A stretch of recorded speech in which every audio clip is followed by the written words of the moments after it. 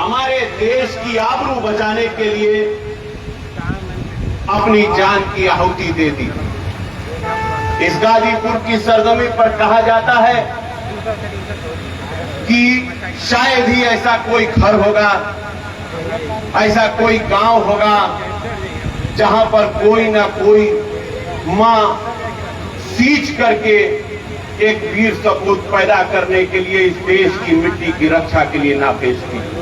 मुझे फक्र होता है, हम जब कहीं दूसरे प्रांतों में जाते हैं, अक्सर वहां बीएसएफ के, अर्धसैनिक बलों के, फौज के साथी मिलते हैं और जब बताते हैं कि भैया हम गाजीपुर से हैं, तब करेजवा चौड़ा हो जाना है।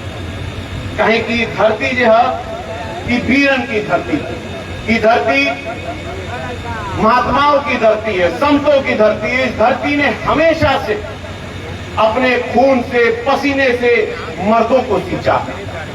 इसी धरती ने मेरे पिता मुख्तार अंसारी को मुख्तार बनाया। आज वो इस दुनिया में नहीं है, मगर उनका नाम जिंदा है।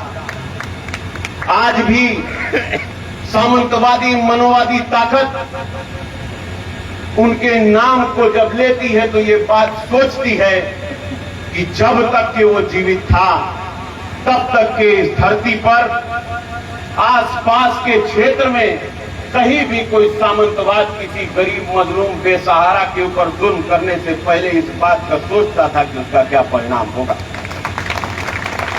मगर परिस्थितियों ने ऐसा करवट लिया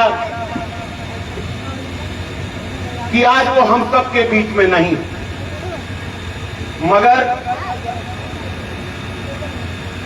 जो भी व्यक्ति इस दुनिया में आया है, एक न एक दिन उसको इस दुनिया से जाना है। ये हमारे वेद पुराण ले लो या हमारी कुरान ले लो, सब में लिखा हुआ है कि जो भी नफ्स इस धरती पर पैदा हुई उसे एक दिन मिट कर जाना। वो जो अपने पीछे छोड़ जाता है, वो अपना काम छोड़ जाता है, अपनी बहादुरी छोड़ जाती है, जिससे दुनिया उसको याद रखती है। आज इस मंच पर खड़ा हूं, लोगों ने मेरा परिचय दिया। मैं अब्बास अंसारी हूं, मैं मऊ सदर का विधायक हूं, मैं अंसारी परिवार का एक सदस्य हूं। मैं आपको बताना चाहता हूं, मैं उसी मुख्तार अंसारी का बेटा हूं। और रगों में जो भी लहू है वो आपकी अमानत है। जब जहां जरूरत हो वसूल कर लेना, ये वादा है मेरा आपसे।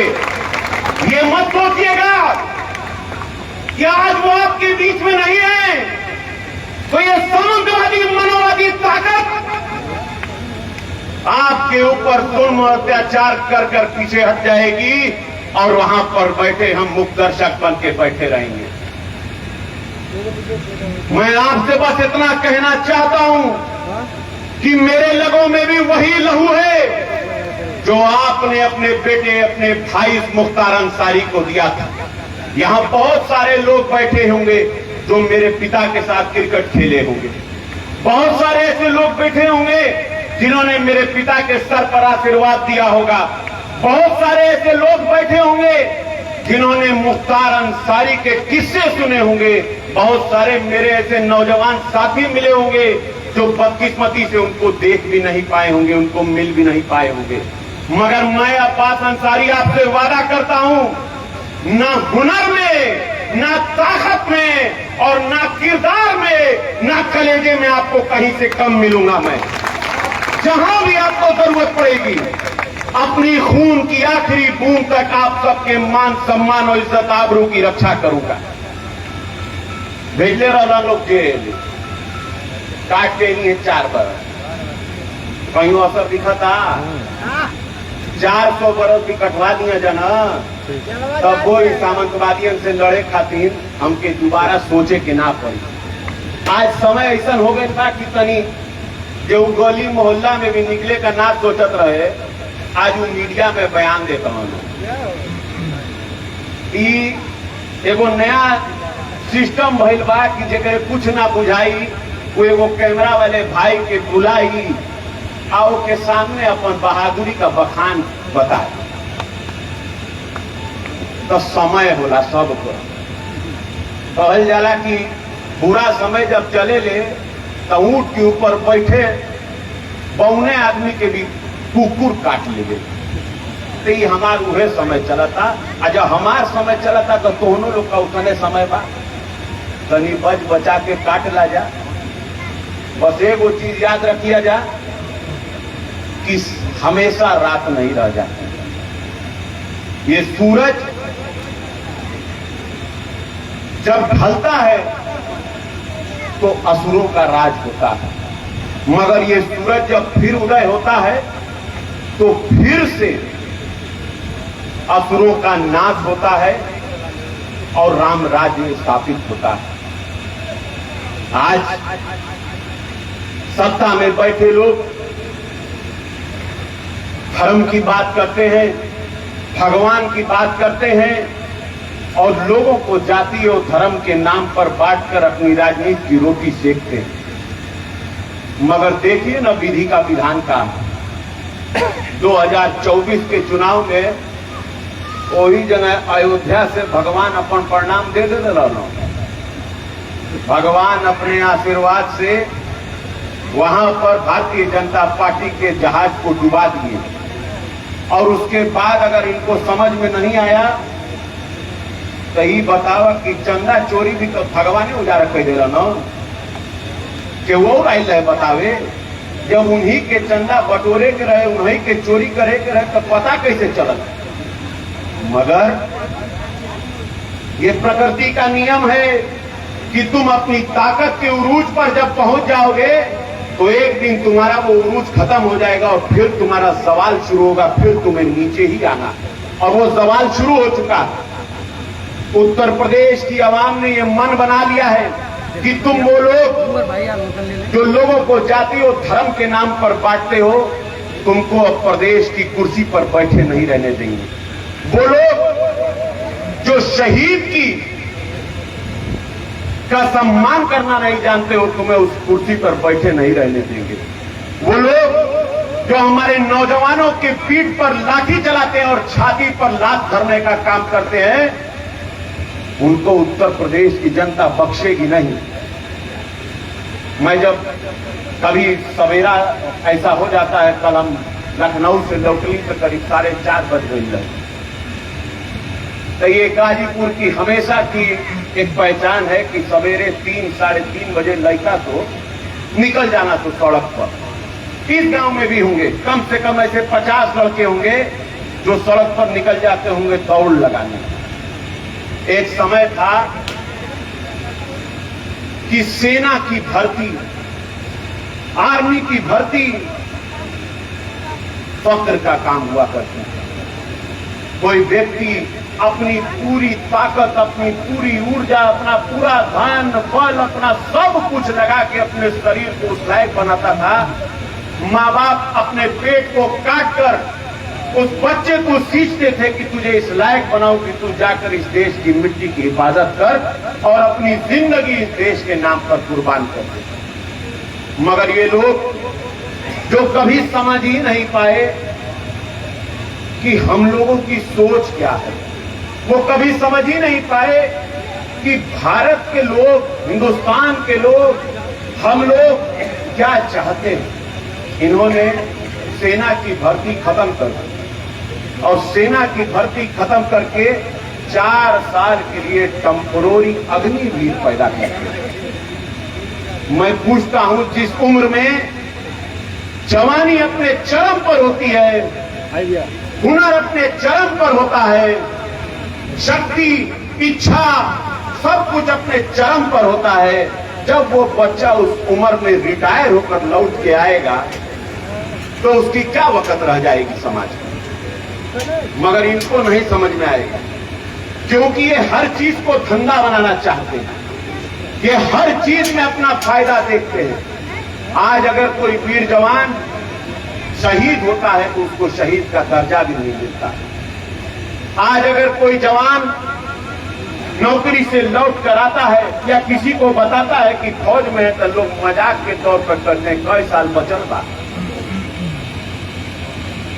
बड़े शर्म की बात है और इसी मंच पर हूं जहां समाजवादी पार्टी के पूर्व जिला अध्यक्ष और समाजवादी पार्टी के प्रदेश के नेता और सब लोग बैठे हैं। एक बात बताना चाहता हूं कि आप लोग को शायद पता होगा कि माननीय स्वर्गीय मुलायम सिंह यादव जी जब जीवित थे, जब वो रक्षा मंत्री हुआ करते थे, तब उन्होंने एक कानून बनाया था कि जो भी सैनिक अगर शहीद होता है तो उसके शरीर को ससम्मान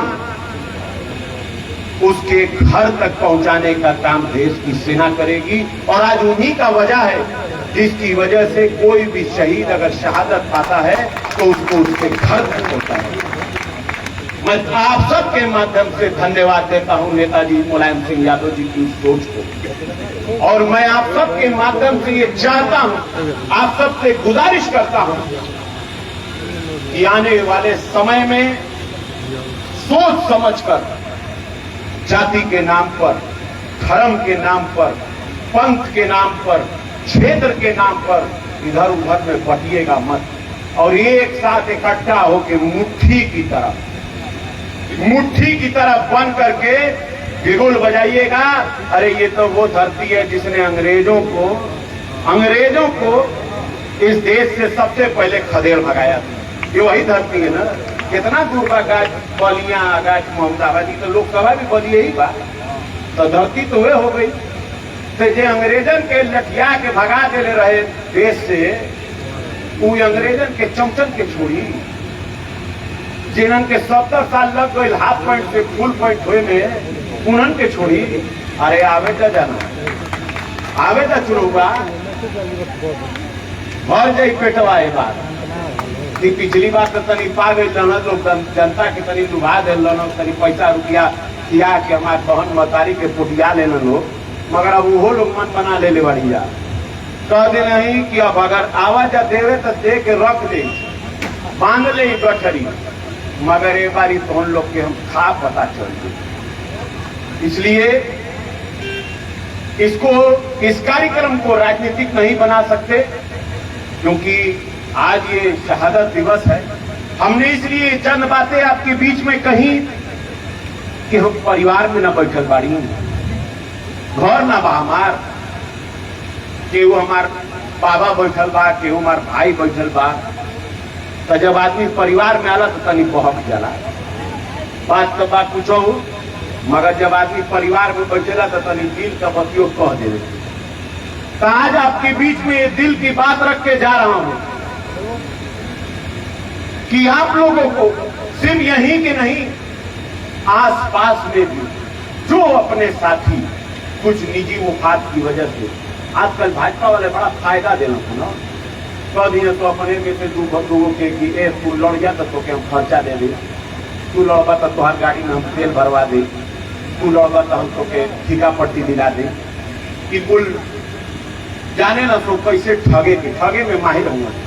और उसे भी एगो कहावत बा कि बनारसी या गुजराती ठग, तब जो बुझत है पूर्वांचल में कि ठग का मतलब का होला, वो ठगा के पिछला 10 साल में बुझा गई हुई कि कितना ठगाई। तो अब इस सब चक्कर में ना पड़ेगी, अब ज्यादा समय ना बचल बा, 4-5 महीना बचल बा कि बिगुल ठूक जाई।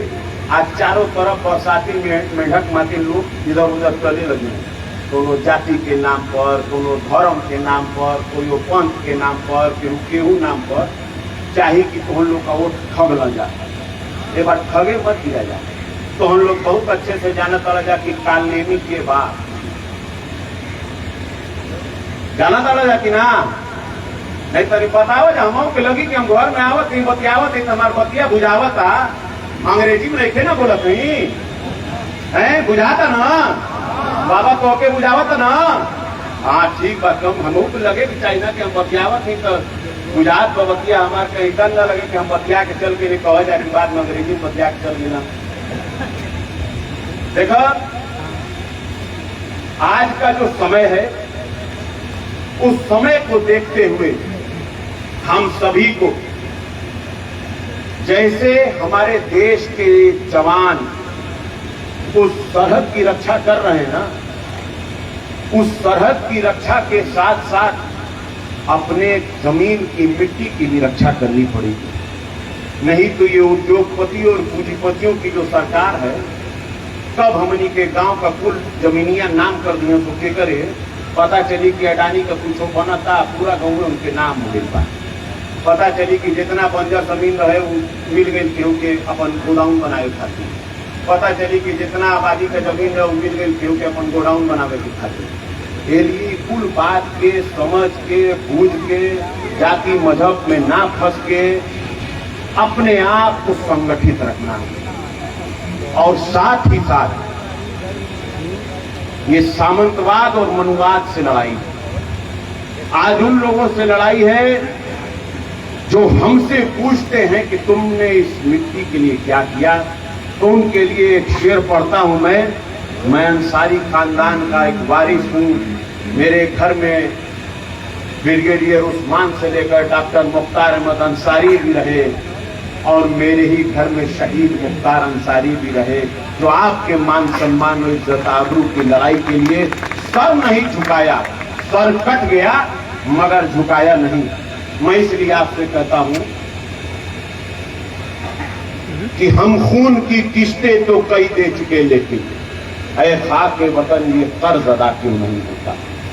मैं आप सबके माध्यम से अपनी दिल की बात आपसे कहकर जा रहा हूं। मैं एक बार पुनः इस कार्यक्रम में दूर दराज से आए हुए सभी मेरे पिता तुल बड़े बुजुर्गों, मेरे पिता के हमसफर साथियों, मेरे नौजवान साथियों, मंच आसीन बैठे हुए सभी समाजवादी पार्टी और घटक दलों के नेताओं को, दूर से चल के आए हमारे गगन भाई को, हमारे ऑर्केस्ट्रा टीम को और सभी इस कार्यक्रम के आयोजक करने वालों को, सभी को मैं तहे दिल से धन्यवाद देता हूं। ढेर सारा प्यार। जय हिंद, जय भारत, खुदा हाफिज।